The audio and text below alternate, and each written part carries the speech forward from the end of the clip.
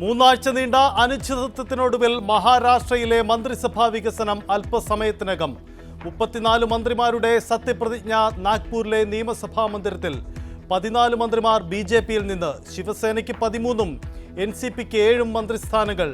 Road ഷോയുമായി മുഖ്യമന്ത്രി Devendra Fadnavis.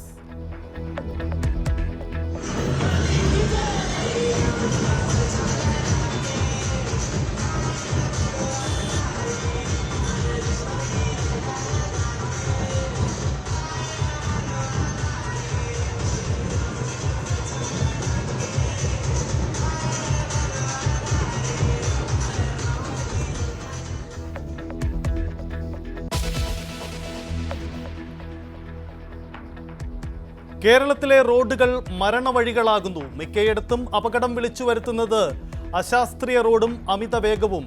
അപകടപാതകളിലൂടെ news 18 വാർത്താ സംഘം നടത്തിയ അന്വേഷണം യാത്രക്കാരുടെ ശ്രദ്ധയ്ക്ക്. റോഡിൽ ഇന്നു പൊലിഞ്ഞത് 4 ജീവൻ. കോന്നി കൂടലിൽ വാഹനാപകടത്തിൽ മരിച്ചത് മല്ലശ്ശേരി സ്വദേശികൾ.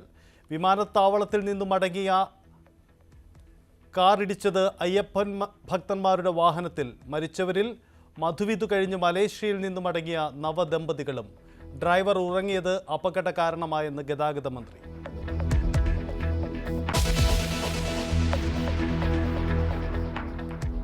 മെക് 7-ൽ നിലപാട് തിരുത്തി CPM. എതിർക്കേണ്ട കാര്യമില്ലെന്ന് കോഴിക്കോട് ജില്ലാ സെക്രട്ടറി P. മോഹനൻ.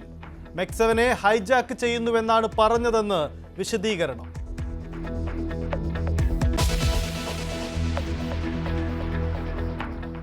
UDFൽ ചർച്ചയായി PV അൻവറിന്റെ കോൺഗ്രസ് പ്രവേശന നീക്കം. അൻവർ അടഞ്ഞ അധ്യായമല്ലെന്ന് രഹസ്യമായി സമ്മതിച്ച് കോൺഗ്രസ് നേതാക്കൾ. ഡൽഹിയിലെ കൂടിക്കാഴ്ച വാർത്ത നിഷേധിച്ച് KC വേണുഗോപാൽ.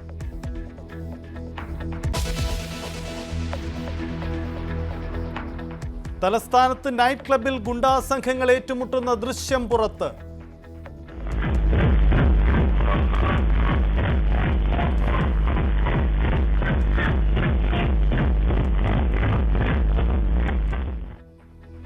ഏറ്റുമുട്ടിയത് ഓം പ്രകാശിന്റെയും എയർപോർട്ട് സാജന്റെയും സംഘങ്ങൾ.